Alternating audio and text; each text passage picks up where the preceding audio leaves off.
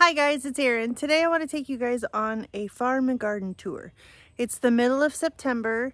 We're in that transition period for us between summer and fall. Summer, I think, has had its last blast. It was 90 degrees last week. This week it's in the 60s, and it'll bounce around between mid 60s to mid 70s for the next week or two, and it'll be rain off and on. But I wanted to show you the last bit before it really all turns to fall, which is very soon. So in the next couple of weeks, we're going to do a whole lot, well, the next month plus, really. We're going to do a whole lot of bed flipping and changing out and planting all the biennials and hardy annuals and all of that good stuff in the very near future. We have ranunculus in the cooler sprouting. We have all of our biennials there. We have our we've already planted and they've sprouted. We've got our hardy annuals in the greenhouse and they've all come up. It's really cute.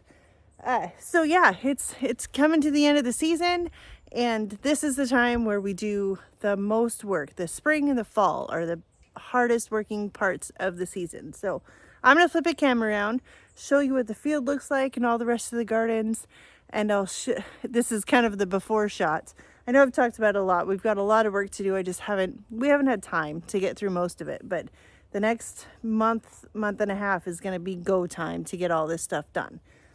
So this is a before shot, and by the time we do one in mid-October, there should be a whole lot of change in the garden. So I wanted to show you this now.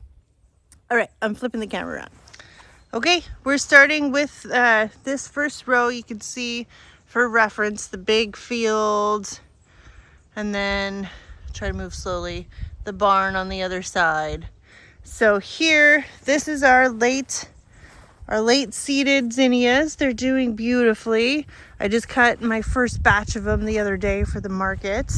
So gorgeous. I can't say enough about the floret zinnias. They weren't as many doubles as I would like. However, the colors, I can't find them anywhere else. They're just so perfect. Okay, so you were with me when I sowed all of these. These are all the kales. I should be able to start using some of these in the very near future, in the next, maybe even some of them in the next market. It's this end of this field, this corner, it doesn't get a whole lot of sunshine until later in the day. So these are all a little bit shorter than the kale that's up there. Lesson learned, I really need to net these to keep them upright with longer stems, but that's okay. We'll go with it. It's an experimental year. Ignore all of the weeds everywhere, because that's going to be a constant in this field. This is the cosmos that we planted at the same time as those zinnias. There's a couple of blooms, but happy, healthy plants. A whole bunch of stuff that needs to get pulled. And then this is the floret celosia. These I was a little less impressed with these. I like the colors. I like some of the shapes, but I don't know. They didn't have bigger plumes, or it was all very small. For the most part, I do, like I said, I like the colors, and I'll probably save some seed and see where it goes, but wasn't my favorite. I was not expecting the bright orange in these mixes. This row, I've let go mostly, except for up here. This is some of the status. I really like the purples. And then down at the end is the Gomphrena Globe Amaranth. These I really love this time of year, mostly for drying. I put some into bouquets, and they're little bright pops of color. They are really bright. But I think for next year, it's just going to be this carmine and the orange. I didn't find myself using these lighter pinks, not at all. You see all these, well, the dock is the weeds, but feverfew, man, that's going to be my mission next year, is to eradicate that out of this garden. As much as I love it, it gets everywhere. This row, this whole thing was cleared once, and then the dock moved back in. So that's a whole nother job to take care of. And this guy, this is all of our straw flowers. They're still beautiful. I haven't done enough work on that side of the row because I can't really get to it at the moment. But I need to just deadhead hard all of this and keep doing that. I cut a whole lot of them every week for the market, but the whole thing needs to be fully deadheaded. These apricot ones are just beautiful. I love all these colors. There's the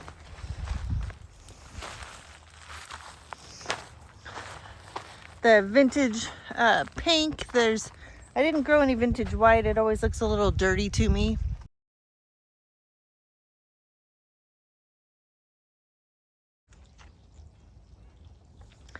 But the deep burgundy that's down there, I love these. See, look at this. Feverfew everywhere. I know, they're huge. I could have taken care of it a long time ago, but I didn't. Didn't have time. And then this whole row, aside from the very end, the dark purple basil can stay, but everything else can go. These are the bee balm. They're so good. I love these so much. They smell incredible. But I didn't get to them. That 3 weeks that we took off was a lot, and it overgrew everything. This next row, this whole thing can come out. It's mostly just everything gone to seed at this point. Those are self-seeded cosmos. Yeah, this whole row needs to go. But this guy, this row is all of my black-eyed Susans, and I love them. This time of year, look at this. The whole thing fell over in the rain. It's it's kind of a beast. I tried to prop it back up, but it wasn't letting me. And then the Sahara blend, I think next year, we'll see. I don't need, well, this 10 feet is probably all that I need. I don't need that extra section down there. I never got to it anyway. And then the Sahara, I just need to net the whole thing, put the hoops on it so it can't fall over like this, and then we'll be in a much better spot. This row should be cleared out in the very near future. All of these snapdragons, which are gorgeous, by the way. Love them. These are all the second and third blooms on it. But they're done. I'm not cutting them anymore. I don't need them. They're just fading away. So I need to get them out of here so that they don't try and self-seed. Next row is zinnias. My goodness, I don't even have paths anymore. I don't know if you can really call them rows. They're just everywhere. So another lesson learned. I've never had to in the past, but I really need to do some netting of these to keep them in their own space. They've gotten so big this year. Some of these are 6 feet tall, and I was not prepared for that. I'm used to them only growing, 3 feet, maybe 4 if you're lucky. But no kidding. Look at this bloom right here. That's easily 6 feet tall, and it's happy as a clam. All of these guys are just so happy. We did something right with our soil this year.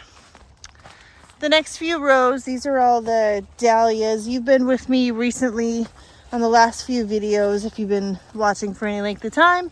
And we've been doing a lot of maintenance in the dahlia patch.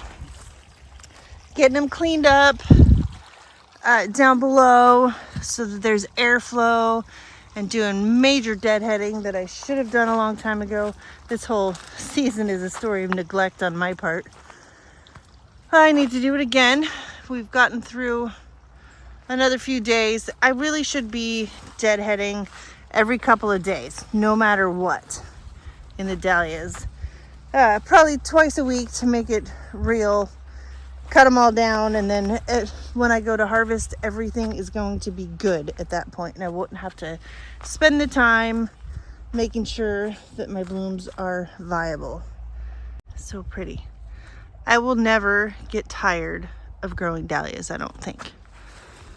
And the remnants from all the work we did. Okay, this row is done up to there already, cleared out. We need to just clear the weeds, and then the rest of the snapdragons can go. This row is mostly weeds, except look at this. We have chrysanthemums.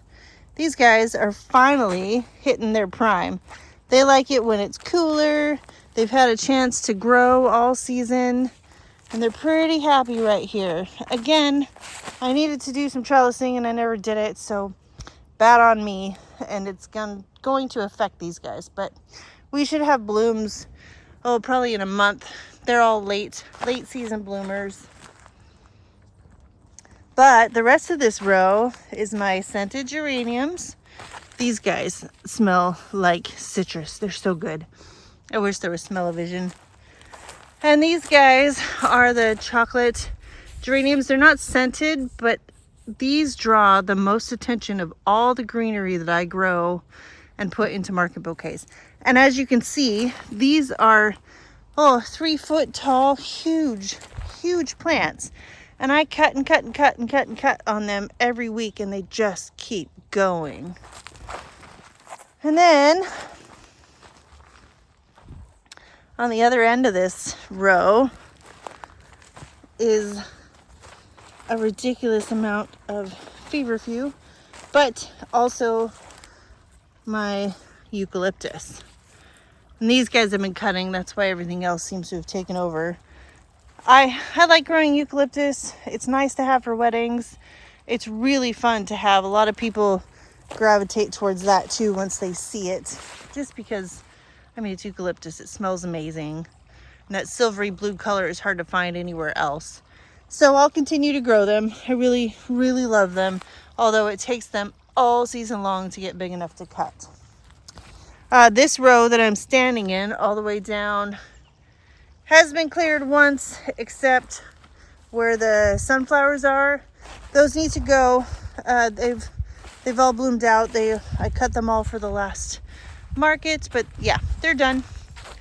They were super sweet. There's a couple left yet to open, but not much. Look at this guy. I'm gonna grow so many of these next year. This is the Pro Cut White Knight. Love it. This whole row, I think, can be taken out at this point. My amaranth is all going to seed, as much as I love this stuff. And then the cosmos, they're done. Can't fight them anymore. And you already saw at that end of the field, we have some fresh cosmos. So these guys can go, even as beautiful as they are. I will grow apricota again for sure. And everybody always gravitates towards these cupcakes blush. They're kind of funny. They draw your attention, but it doesn't necessarily make people buy them. Look at that guy, cupcakes white. This whole row, I've said every time, this for the last couple of months, this whole row can go. I need to, like I said, the next month and a half, this is the mission. This row, however, is not going anywhere. The red leaf mahogany splendor, red leaf hibiscus, this stuff is such a good filler for this time of year. It's just gorgeous. You do need to cut it the day before, ideally. It takes a long time to hydrate, but once it stands up and it hydrates and it's happy, it will last 2 weeks in a vase easily. And the fall color is hard to beat. This is our second round of amaranth, and these are really pretty. I love these. This color, this is the red spike. I want to grow more of these. And then the green tails and these giant autumn touch. Those are 8 feet if they're 5. I'm 5 foot tall and they tower over me. These guys, I think I've learned that amaranth and Cosmo, well, amaranth especially, they do way better if I wait and direct seed them later this season. They're much happier than all of these guys were early in the season. So that's something to take to heart and make a plan for direct seeding them later in the season. My apple of Peru, these guys, these are so cool. And they've done really well. I am worried that all of these little seed lanterns are going to, they're going to self-seed all over the place. But, you know, it's just like every other weed. The raspberries are doing pretty good. We got some actual berries off of them, and I did start to cut these guys as foliage now that it's big enough. The rest of this row along the fence, we're not going to do this again next year. These are all going to seed. It's all the sweet peas. You can see that one, Oban Bay. They're beautiful. This was a good spot, but I think I'm just going to cut these all back, mulch the area so that it doesn't turn into a weedy jungle like it is right now. And we're going to put the sweet peas somewhere else. I'm not sure where yet, but we'll find a spot. These rows are all of our perennials. They had a rough go this year, although the yarrow did really well. This is first year though, so they were really short. Just letting them grow, establishing themselves. Next season they'll be really good. Same with these lupins in this row. This row, however, this is their second year and they got bit by the aphids really bad, so we cut them all back. Some of it's come back and done really well. Some of it, you can see we have some patches, some open patches over there. So we'll deal with all that next year. And John is dying to cut these 2 rows back entirely.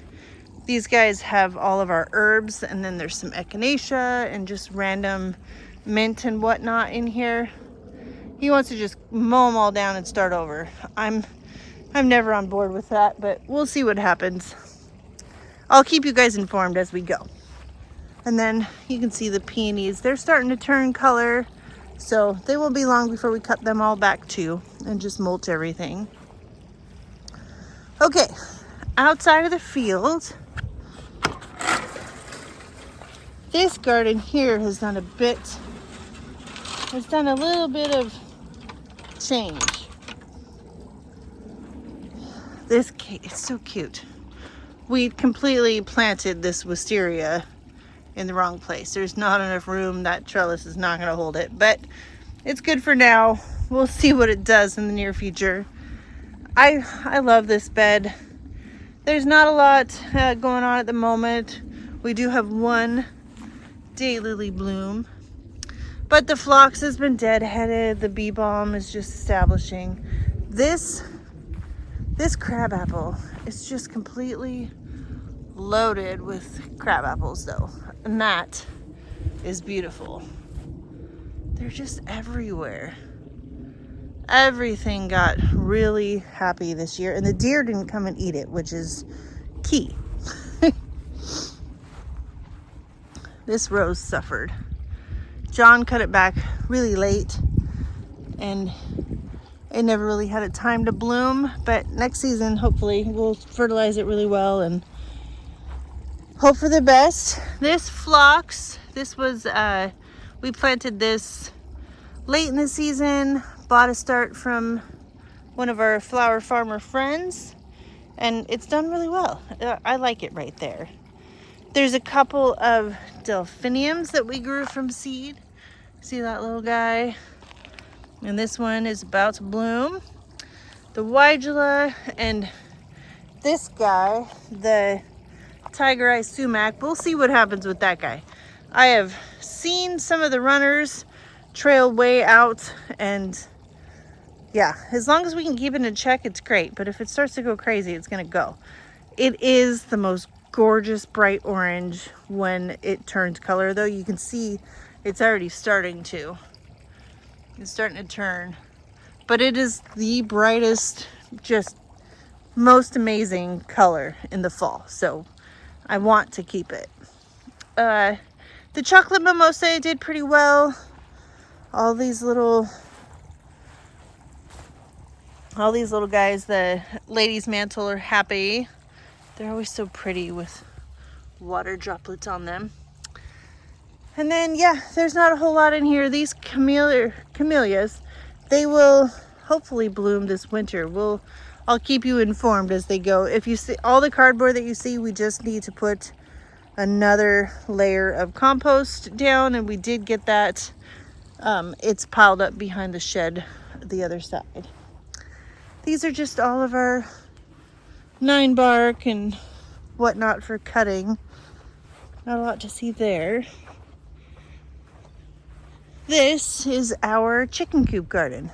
So I did some work cutting back some of the sunflowers, but this whole bed is going to get cleared out in the next few weeks because I need to put all of those ranunculus that we're pre-sprouting in here. It should take the first 5 rows, and then I'll save the last 3 rows for the anemone that should be here in a couple weeks. And then out in the field, one of those rows will be the rest of the ranunculus in the spring. Yeah, and I don't know if you can see all the apples. Oh, we had a stellar apple year. I don't know what to do with all of them. Probably just pick them and take them to the local food bank. I did want to show, how cool is this? Look at all these grapes. It's the first year that we've really had a full grapevine, just completely. Well, we haven't had any raccoons come and eat them. Winston has chased them all away. Okay, now this garden. What do you got, Winston? Oh, your paw. This whole garden, now that these sunflowers have bloomed out and I've cut them, the whole thing can get cleared out, and it will. Because we're only 2 more weeks away from our tulips showing up, and they're gonna have to go in these beds. That's the plan for that. There's not a lot to show you here other than it just needs to get cleared out. This is the St. Francis garden. This is my favorite place in the garden right now. Look at these echinacea. We grew these from seed.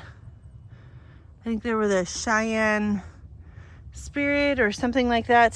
Seed, you can get them from Johnny's. And this yarrow.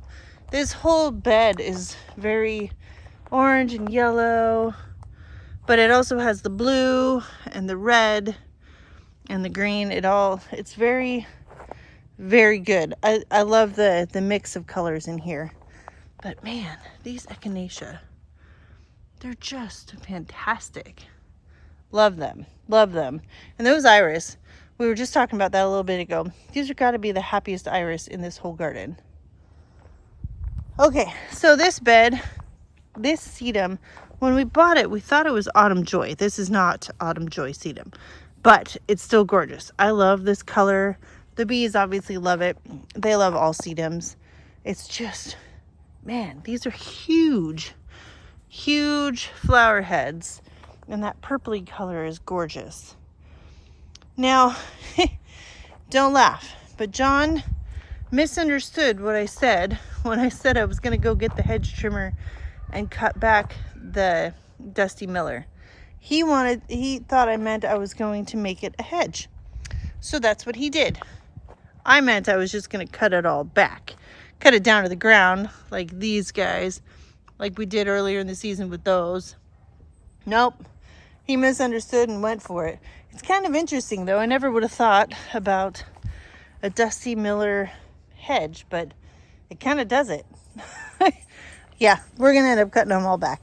I use this for wreaths and other flower arrangements, dried flower arrangements in the fall. All of this, for the most part, aside from the daylilies, this is all going to get torn out. Also, the snapdragons have been really pretty, and it's fun to watch the birds try to eat all the sunflowers, but they're obviously done. So this is all going to get cut back and torn out. Virginia's looking good. These little columbine, we started these from seed, and they're so happy. I can't wait for next year when they actually get a chance to bloom. This is my favorite view right now. Look at that. With the Hakanakloa grasses, the heuchera. This is the jewels of Opar, these guys with the chartreuse, and then all of this rose campion with that blue foliage. And then he tucked in another heuchera, and we have the hydrangea back there. This whole view, this is so pretty. It's so full. I just adore it. And all of our hostas, all these guys are just babies, and they're working their way up there. They're growing quite nicely, actually. I think these guys, this hosta is called Guacamole. I really like that one. I also like this one. I'm not sure what it's called, but I like the variegated leaves. Oh, this garden makes me happy. It's in the best shape of all of them. And then we have all of our hellebores. Look at this. This is the time of year the hellebore are actually starting to try and bloom. They're getting ready for the winter. It's neat. All of these guys, these are all astilbes and bleeding hearts and whatnot. They'll all get cut back here in the near future. This blue spruce, it's so cute. I love it right there. We're gonna build another little wall around it to perch it up there. And then these guys, these heuchera, they recovered nicely. They were suffering with some rust earlier in the season. The grasses, this just needs to be weeded a little bit. The rose is blooming out. And I cut back the GM. Man, these are the best plants. And then down here, you can see the wall that John built. This was not here 2 weeks ago. And it just finishes the space so nicely. I love it so much. Okay, let's go around to the front. We'll talk a little bit about what's going on up there. And then that'll be about it for this tour.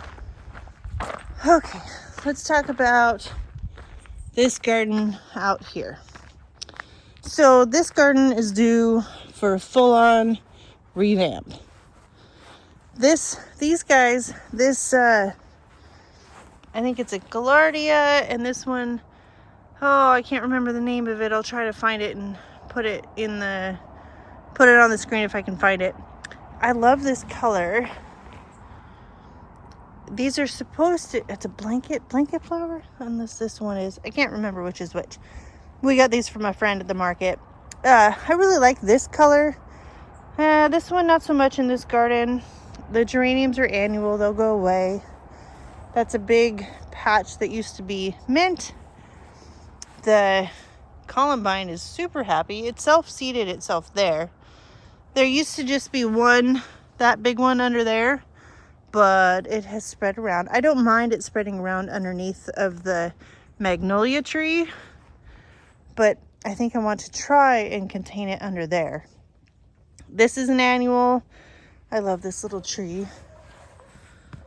Look at those the leaves, the needles, they're so gorgeous.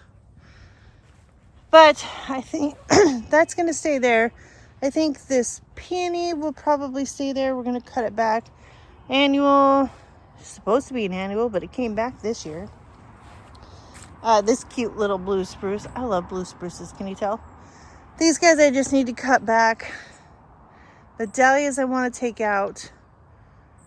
I think the daisies are okay. This peony might go. This is cute. This little ginkgo, it's gonna stay put. These are annuals. Those I'm not gonna let grow again. They're too big for this garden bed. Crab apples, all the trees will stay where they're at, and the peonies over here, those guys will stay.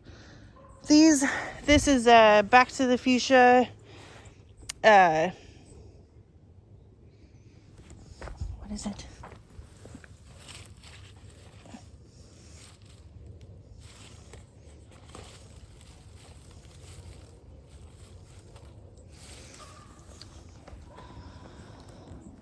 These are back to the fuchsia salvias.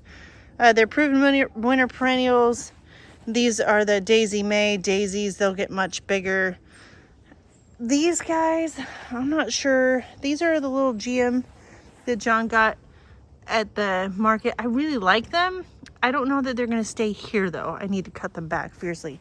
This color is just a little off for me. This peony is going to go. Something's wrong with it. This will stay. I don't know about the barberry. It's a beautiful plant. I love the variegation on all the leaves. This coloring is gorgeous, but I don't know if I want it here. Again, same as this guy. And this I think might just be too big for this space. So this guy's probably gonna go. These grasses will stay, but they'll probably move. That dahlia is gonna go. The poppy will probably stay there. And the lilies that are back against the fence back there, those guys will stay.